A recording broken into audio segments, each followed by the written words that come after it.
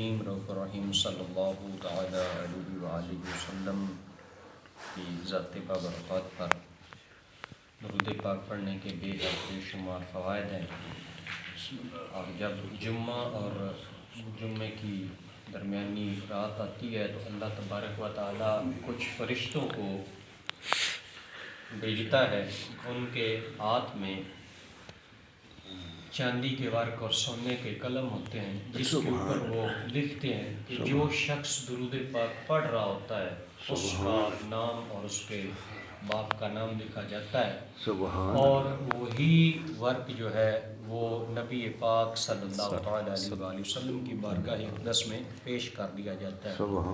تو ہمیں چاہیے کہ ہم روز بکثرت درود پاک پڑھا کریں، جب موقع ملے جہاں موقع ملے درود پاک پڑھنے کی سعادت حاصل کرنی چاہیے۔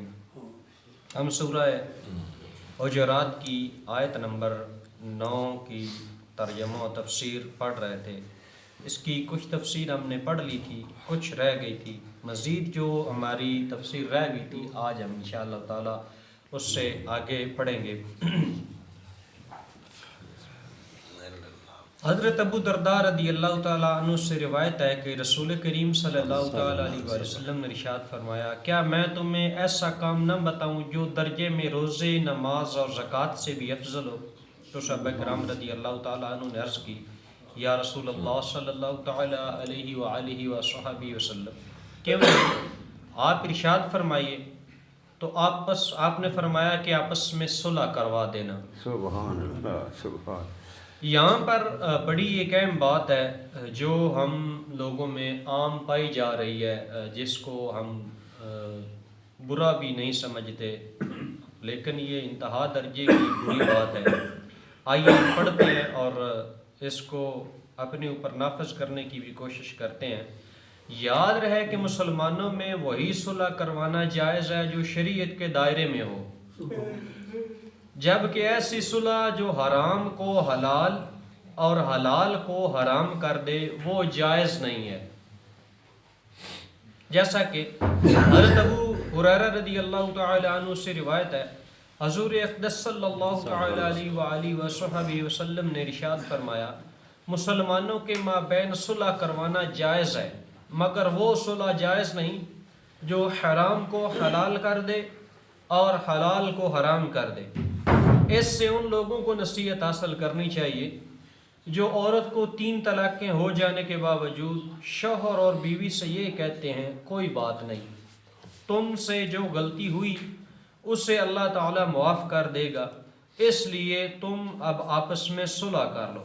حالانکہ 3 طلاقوں کے بعد وہ عورت اللہ تعالیٰ اور رسول کریم صلی اللہ تعالیٰ علیہ وآلہ وصحبہ وسلم کے احکام کے مطابق اپنے شوہر پر حرام ہو چکی ہے، سبحان اللہ۔ اور صرف صلح کر لینے سے یہ حرام حلال نہیں ہو سکتا، تو ان کا یہ صلح کروانا، حرام کو حلال کرنے کی کوشش کرنا ہے، یہ ہرگز جائز نہیں ہے، اور ایسے صلح کروانے والے خود بھی گناہ گار ہوں گے، اور اس صلح کے بعد وہ مرد و عورت، شوہر اور بیوی والا جو تعلق قائم کریں گے اس کا گناہ انہیں بھی ہوگا، کیونکہ ان کے لیے اب وہ تعلق قائم کرنا حرام ہے، اور یہ چونکہ حرام کام میں ان کی مدد کر رہے ہیں، اس کی ترغیب دے رہے ہیں، تو اس کے گناہ میں یہ بھی شریک ہیں۔ اللہ تعالیٰ مسلمانوں کو عقل سلیم عطا فرمائے اور شریعت کی حدود میں رہتے ہوئے مسلمانوں کے درمیان صلح کروانے کی توفیق عطا فرمائے، آمین۔ معاشرے سے ظلم کا خاتمہ کرنے میں دین اسلام کا کتنا اہم کردار ہے، آئیے ہم یہ سنتے ہیں۔ ظلم ایک ایسا بدترین فعل ہے جس سے انسان اپنے بنیادی حقوق سے محروم ہو کر اذیت اور کرب کی زندگی گزارنے پر مجبور ہو جاتا ہے، اور یہ وہ عمل ہے جس سے جھگڑے اور فسادات جنم لیتے ہیں، لوگ بغاوت اور سرکشی پر اتر آتے ہیں اور اصول و قوانین ماننے سے انکار کر دیتے ہیں، جیسا کہ آج کل کچھ ہمارے معاشرے میں ہو رہا ہے۔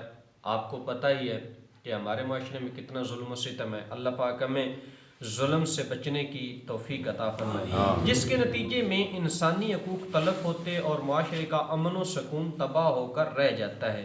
دین اسلام چونکہ اس انسانی حقوق کا سب سے بڑا محافظ اور معاشرتی امن کو برقرار رکھنے کا سب سے زیادہ حامی ہے، اسی لیے اس دین نے انسانی حقوق تلف کرنے اور معاشرتی امن میں بگاڑ پیدا کرنے والے ہر فعل سے روکا ہے، اور ان چیزوں میں ظلم کا کردار دوسرے افعال کے مقابلے میں کئی زیادہ ہے۔ اس لیے اسلام نے ظلم کے خاتمے کے لیے بھی انتہائی احسن اقدام کیے ہیں تاکہ لوگوں کے حقوق محفوظ رہیں اور وہ امن و سکون کی زندگی بسر کریں۔ ان میں سے ایک اقدام لوگوں کو یہ حکم دینا ہے کہ وہ ظالم کو روکیں، اور دوسرا اقدام ظالم کو وعیدیں سنانا ہے تاکہ وہ خود اپنے ظلم سے باز آ جائے، جیسا کہ درجہ ذیل 3 احادیث مبارکہ سے ہمیں یہ بات واضح ہوتی ہے۔ نمبر 1، حضرت انس رضی اللہ تعالیٰ عنہ سے روایت ہے کہ رسول اللہ صلی اللہ تعالیٰ علیہ وآلہ وصحبہ وسلم نے ارشاد فرمایا، اپنے بھائی کی مدد کرو خواہ وہ ظالم ہو یا مظلوم۔ تو کسی نے عرض کی، یا رسول اللہ صلی اللہ تعالیٰ علیہ وآلہ وصحبہ وسلم، اگر وہ مظلوم ہو تو مدد کروں گا، لیکن ظالم ہو تو کیسے مدد کروں؟ سبحان اللہ، صدقے جاؤں میں صحابہ کرام رضی اللہ تعالیٰ عنہ کی شان پر کہ کتنی آسانیاں پیدا کر کے گئے ہمارے لیے۔ حضور علیہ الصلوۃ والسلام نے فرمایا، اس کو ظلم کرنے سے روک دے، یہی اس کی مدد ہے۔ یعنی اگر کوئی ہمارا بھائی ظلم کر رہا ہے تو اس کو روکنا چاہیے کہ بھائی آپ غلط کر رہے ہیں، جبکہ ہم ایسا نہیں کرتے۔ ہم کہتے ہیں کوئی بات نہیں یار، وہ سامنے والا، اس کی کیا ضرورت، میں دیکھ لوں گا، تو جو مرضی ہے کر۔ ایسا نہیں کرنا چاہیے، بلکہ ہمیں اس حدیث مبارکہ سے سیکھنا چاہیے کہ ہمیں اپنے بھائی کو روکنا چاہیے اگر وہ ظلم کر رہا ہے تو، اگر مظلوم ہے تو ہمیں بے شک اس کا ساتھ دینا چاہیے۔ حضرت علی رضی اللہ تعالی عنہ سے روایت ہے، رسول اللہ صلی اللہ تعالی علیہ وآلہ وصحبہ وسلم نے ارشاد فرمایا کہ مظلوم کی بد دعا سے بچو، وہ اللہ تعالیٰ سے اپنا حق مانگتا ہے اور اللہ تعالیٰ کسی حق والے کا حق اس سے نہیں روکتا۔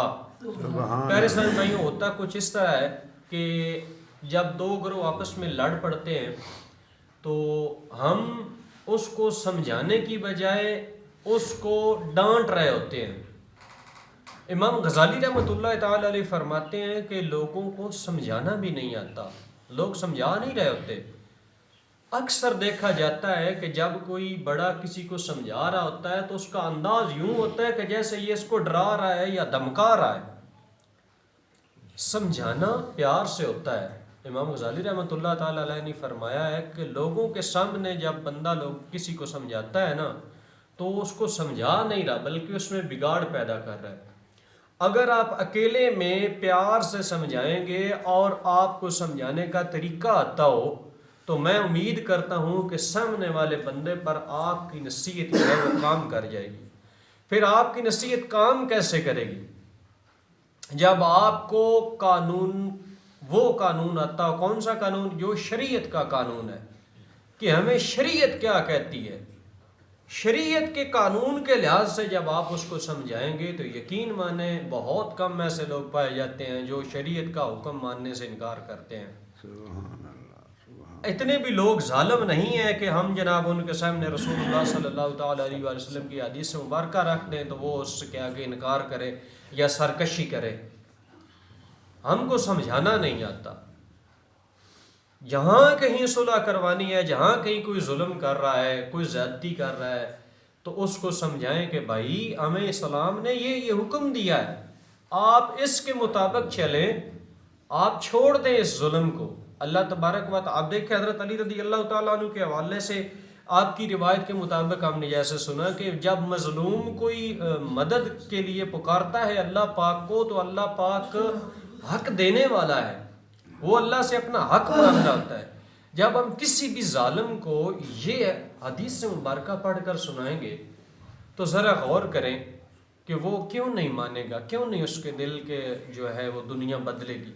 وہ یقیناً یہ بات سمجھے گا کہ یہ رسول اللہ صلی اللہ علیہ وسلم کی زبان اقدس سے نکلی ہوئی الفاظ ہیں۔ اگر ایسا میں نے کیا کہ میں اس حدیث کے خلاف چلا گیا تو ہو سکتا ہے میری آنے والی نسلیں بھی برباد ہو جائیں.